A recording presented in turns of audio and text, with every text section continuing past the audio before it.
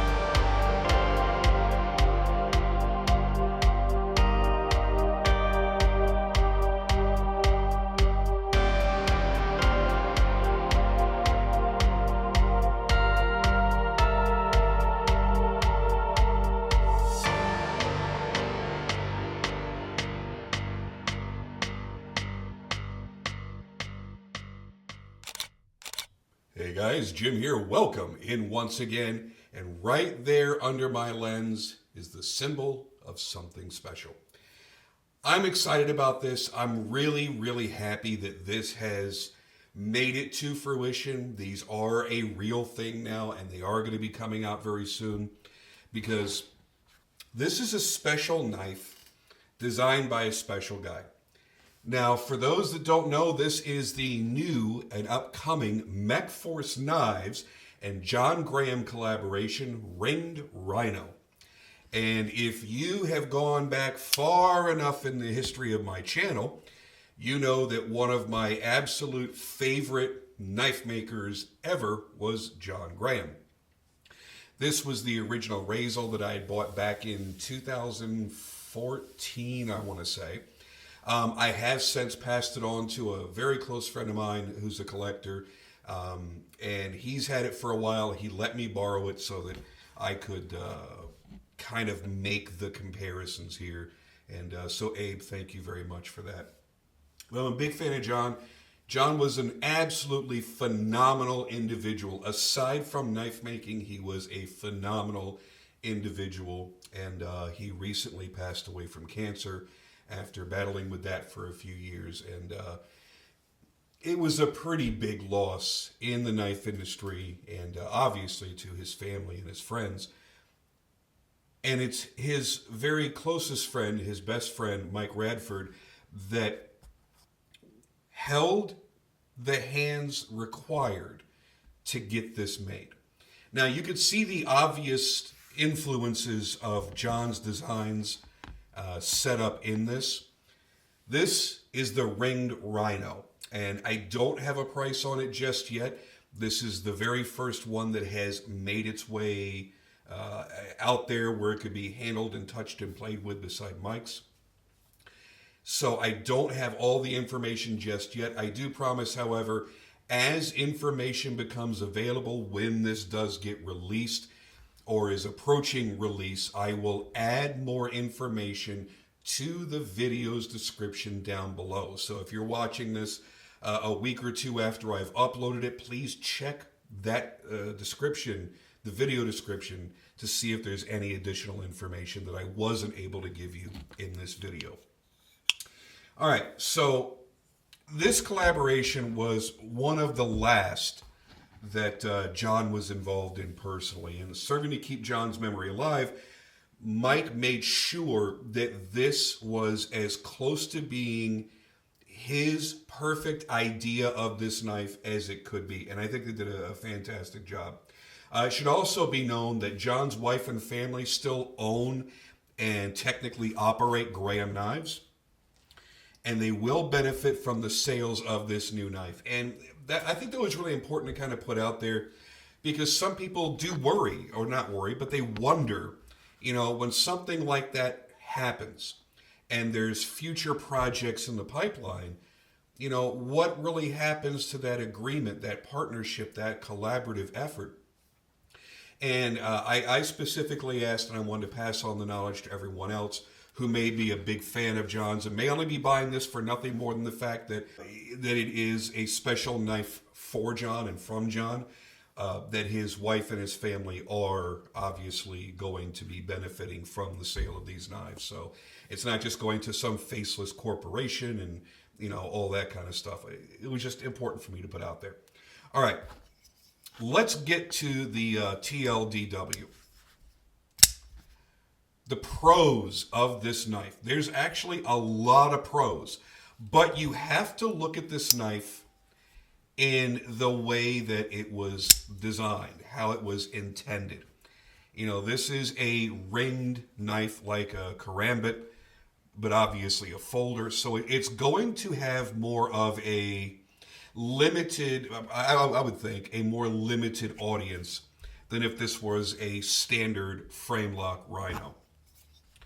So if you don't like ringed knives, this is probably not going to be for you. It may be something you want to add to the collection, but may not be something that you're going to carry on a daily basis, or even if at all. But the pros for me on this are, it is a wonderfully faithful reproduction of Jon's work. When I look at the grinds on this knife, when I look at the flipper tab, when I feel the action, when I look at the geometry with the flipper tab relative to the blade stop and to the pivot, and it feeling so much like a Jon Graham custom, I have to applaud them for really, really nailing this. They did a fantastic job on that very, very important thing. Number two, my other pros on this are, while the pocket clip does look funky, remember that is another one of Jon's signatures, it works. Now we're gonna discuss it later on exactly how you're supposed to carry it and deploy it, but it really does work. So don't worry about it with its very, very strange orientation. Is that going to work in my pocket? Yes. We're obviously used to having a pocket clip on the locking side of the knife and not up off of the spine of the knife, but it actually does work. Another pro, the finish work on this knife and the build quality overall really is fantastic. It feels like a much higher end knife than I know that it's destined to be. Obviously, it's not going to be a cheap knife, but it's not going to be this, $500-600 mid-tech knife that, only a certain few are going to get, and it's going to drop and disappear real fast. And next time you see it, it's going to be on Arizona Custom Knives for like $900. It's nothing like that. I think that they shot for the moon quality-wise, and I don't know how many iterations it went through in prototype stage, but they knocked it out of the park. Not only does it feel really, really good, especially for such a teeny tiny little blade, and as a ringed knife, you wouldn't think it would be comfortable in a standard hold, but it is. They did a fantastic job on the ergonomics. They did a great job on the action, on the detent, and mine really isn't broken in here, but it's still, even that little teeny tiny little short blade just drops right in place. Another thing I feel that was important is the blade thickness. They got the blade stock. It feels like a Jon Graham knife. There's no way around it. This feels like something that he sent out of his own shop. And I'm really impressed by that.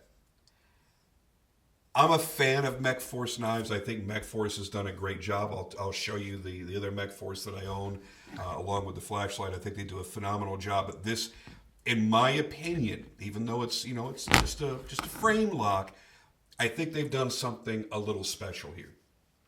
And again, if I had never handled any of Jon's knives before, I don't know that I would really be able to say that.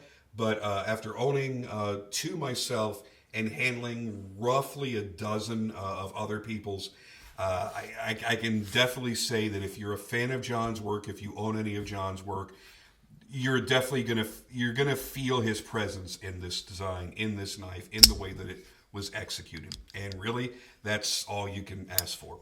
Now, the cons. No, before I get to that, another pro is the insane grinds, man. Take a look at the insanity here. And again, that is very, very typical for Jon Graham, is to do a crazy-ass, very, very difficult grind. And they nailed it. I love this top clip here. Really brought it down thin. It really accentuates the, I guess what you would want to look at is the nose or the horn of the Rhino head. It just, they did such a damn good job all the way around on this. Love the grinds. Okay, now, are there any negatives? Well, it's hard to really say they're negatives, but this is a very specialized knife. This is not going to be something that most people are going to EDC. I can see a lot of people collecting it. I can see a lot of people using it. Great for just cutting up shit because it's got a crazy set of edges. And yes, I do say set of edges because that whole front there is an edge, and it's very, very sharp. It's really well built, but I don't think that it's going to be something for everyone. And honestly, I don't know if they intended it to be. This is a knife that it's a ringed fighting style knife. Not everybody is going to be into that. It does force you to carry it in an interesting way. And I'll talk about the carry and deployment a little bit later on. So I think that's probably my only con on this design, is the fact that I think it is going to be somewhat more limited than if they had done just like a GL Tanto or did so many of these other great designs that were a little bit more standard in its overall theme. Again, there's nothing standard about what he did. I mean, his grinds were insane. That is an edge up there too, by the way. That's also very, very sharp. He was extraordinarily talented and very, very creative. So can't really call anything he ever made standard. But if it wasn't a ringed knife, I think it would have a broader appeal. But I kind of dig that this is the one that came out because it really is special. It really is different. It really is unique. I've never owned any ring style knives. It's not my thing. I don't collect karambits or anything else. But I'm really glad that I've got it. And the times that I have carried it, it was surprisingly comfortable to carry. We're going to get into that in just a moment here. Let's do this. Let's talk about specs. Get that bad boy out of the way. There's not a lot of specs to talk about because there's no information available online. So this is just my measurements, which may be a little bit off because I'm just using a tape measure because for some reason I forgot to bring my calipers out of the shop upstairs. Overall length is 7.75 inches, 7.75 inches. That includes the ring, by the way. Blade is about 2.5 inches in overall length, but here's the funny part. The edge, because you have this edge going all the way around the tip and up here, it's actually 2.75 inches of total cutting edges if you combine the two. Very interesting. It's just about 2 inches if you're just counting this, or a little bit under. But overall, with the entire cutting edge, you've got 2.75 inches. That is M390 steel, and everything on this knife is titanium. That out of the way, let's get to my thoughts. Some people may not be a big fan of the exposed stop pin. Again, that is how Jon made so many of his knives. So I like that idea. I wish that they could have machined a pivot that looks like some of Jon's pivots.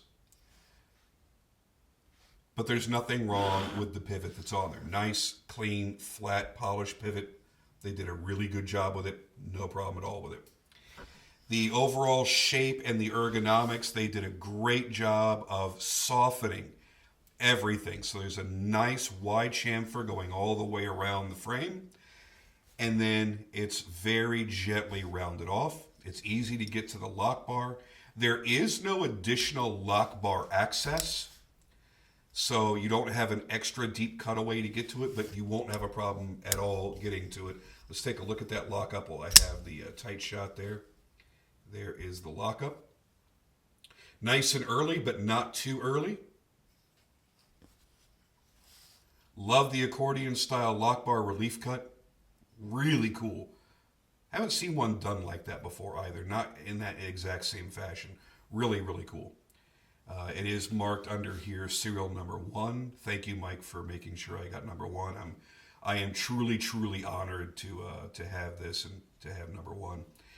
Everything when it comes to the ring is beveled and softened, so there's no harsh edges whatsoever in contact with your finger. They did a really, really, really good job on that. Obviously, because of the placement of the pocket clip, this is going to be ambidextrous. You can carry this left or right hand carry. Great job on the stonewash finish in the bevels. It's like a dirty stonewash. It's very cool. Now, I talked to you a little bit about opening and carrying. Let's discuss that for a moment, because you're looking at this going, okay, it's a traditional flipper, so I'm going to want to carry it in my pocket this way. And you can. It's going to have to be clipped onto your pocket and then turned. It's not going to be fantastic. Hopefully you're not wearing like skinny jeans or something, or that ain't going to work at all. But what you're actually going to do is you're going to carry it backwards. And I know that just doesn't sound right, but realize again that this is a ringed fighter. So what you're going to want to do is you're going to want to put your finger in here and draw it up out of your pocket. You're not going to be doing this to pull it out because you don't want to keep your pinky in there.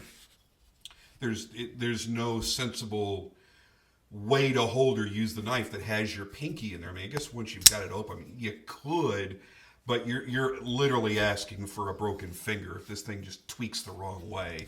So definitely not. So what you're going to be doing is you're going to go to grab the knife. Instead of doing this, you're going to do this and pull it straight out. So you're thinking, okay, I can withdraw it that way. That's fine. And then the clip makes sense, and it's going to be very comfortable that way. That literally disappears in your pocket. But how the hell am I supposed to flip it? Well, I'm going to insert a little bit of B-roll here and show you. Well, I don't know if I'm going to do pictures or B-roll, but I'm going to show you really quickly how it was intended and how Jon actually deployed his own.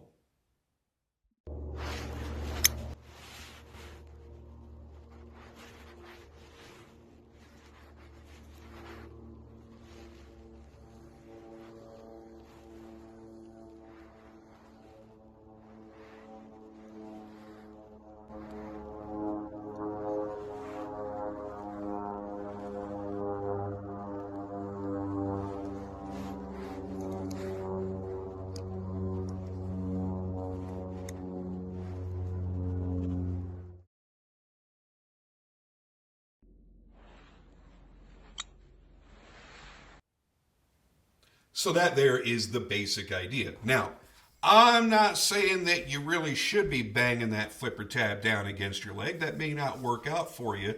However, that is the actual intention. But you don't have to. You can carry this however you want, pull it out, and flip it like any other normal flipper. The jimping on the flipper tab is dead on perfect. It's a large flipper tab, but again, it goes back to his original designs.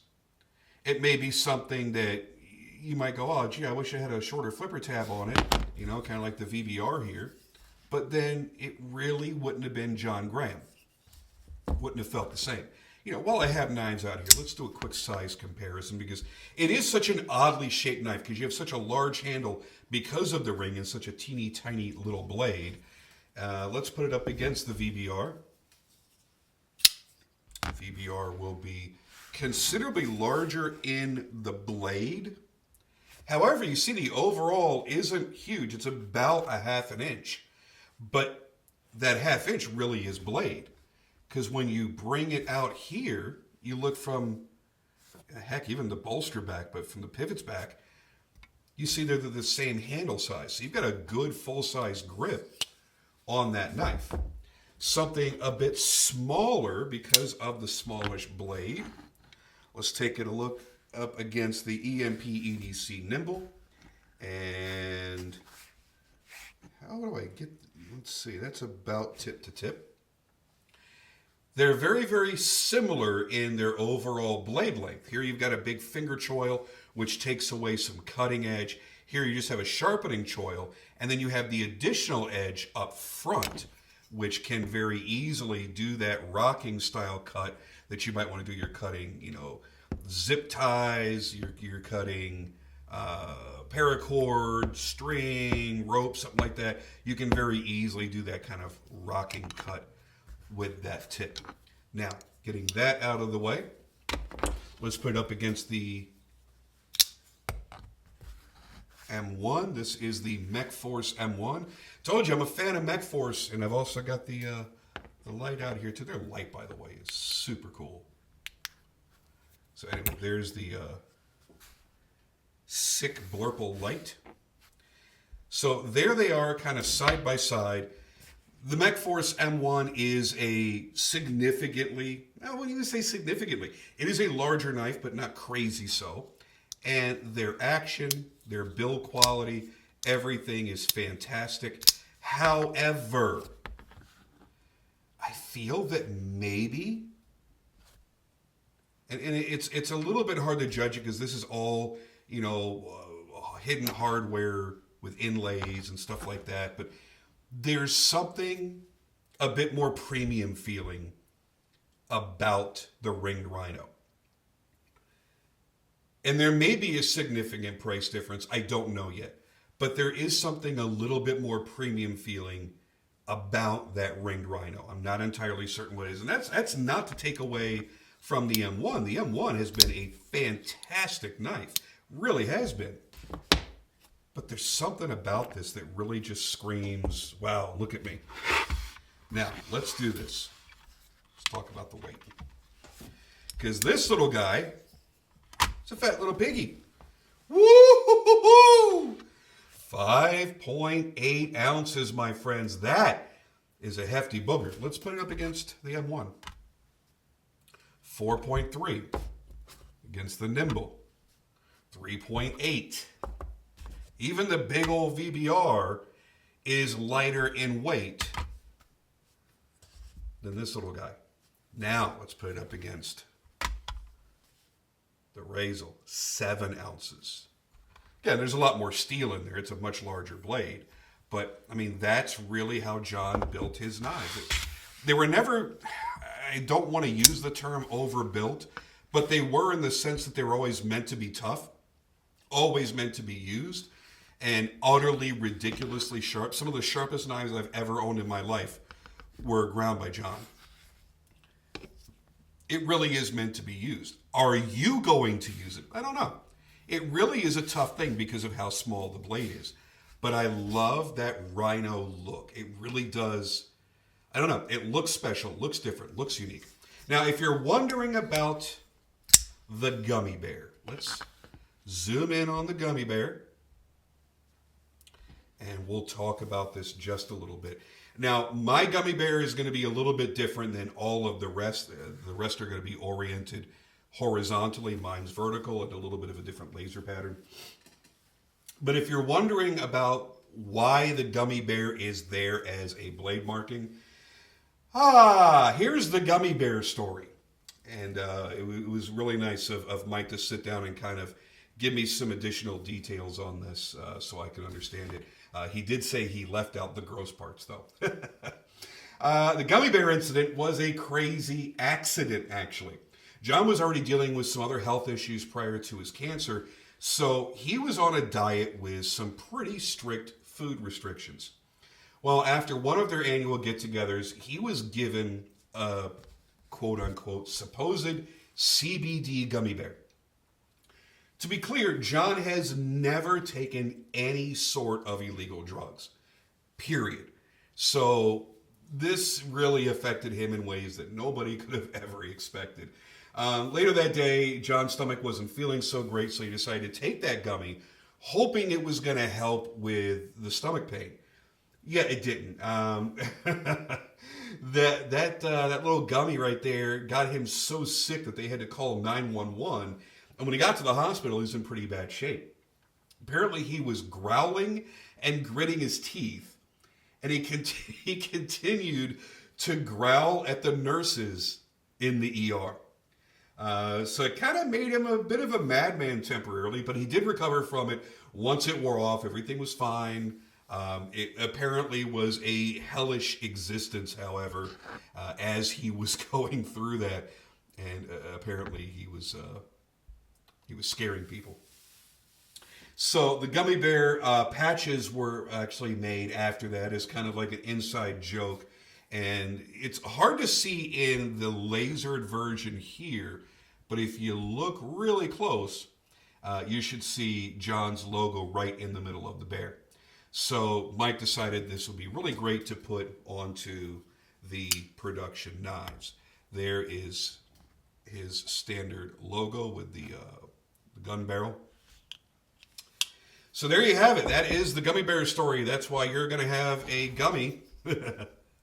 You're going to have a gummy on your knife, and hopefully you can look back and laugh a little bit at that situation as well. What are my end-all, be-all thoughts on this? If I take away sentiment and just go, if I had never heard of Graham Knives, never heard of Jon Graham, and I just saw this and got it in my hands and I'm fidgeting with it, is it something I would want? I think, honestly, I would be tempted to buy it. I don't know how I would have felt about the ring, but playing with the action, feeling the utterly ridiculous edges on this thing, it is stupidly sharp. Looking at the bitchin' grinds, that super deep hollow grind, that wedge X-shaped front flat grind, and that huge notch that's been relieved in the spine, the blade shape of the Rhino, the whole thing, feeling it in the hand, I probably would, if I was standing in a store, walk out with it. Because it's just that different from everything else in my collection. And if you're at that point where you like to buy knives that you don't necessarily need to carry every single day, you like to buy knives because you like to find unique little treasures, this is absolutely going to be a knife for you. If you want to buy a knife based on sentimental value, you want to honor the memory of Jon Graham, this is the knife for you. If you want to help support his company and his family after his untimely passing, then this is going to be the knife for you. But just based on the knife itself, will it do knife things? Oh shit, yes it will. But it is a tiny blade. Do you want to carry a knife that's that heavy with such a tiny blade? I don't know that everybody's going to want to. I'll tell you right now though, when summer kicks back in and it's cargo short season again, that bad bitch is going to be clipped in one of the pockets. Do I feel kind of like a ninja fighter or something I can swing that thing around my finger? No, I'm not that kind of person. I don't do ballad songs. I don't do those kind of knives that require a lot of flipping and throwing around and stuff like that. I'll leave that to other guys that have much more talent in that arena. I just like cool knives that cut shit. Is this a cool knife that cuts shit? Absolutely. Is it going to be your go-to utility knife to start cutting down cardboard and everything else? No. Is it going to be your EDC that you feel is going to stand up to any myriad of cutting tasks you may find yourself up against throughout any typical day? Probably not. Is it going to be a cool specialized carry that's got a great backstory to it? It's a cool little show-off piece, and it will actually cut shit if you need to cut shit? Absolutely. And honestly, that is about 80% of all of our collections. We have that 20% that's great EDC, utilitarian, I know what this can do kind of knife. And the other 80% is, I think that's friggin' cool. It's high quality. I like the design. I gotta have that. And this falls into that category. And with that, guys, I'm out of here for now. And I'll see you on the next video.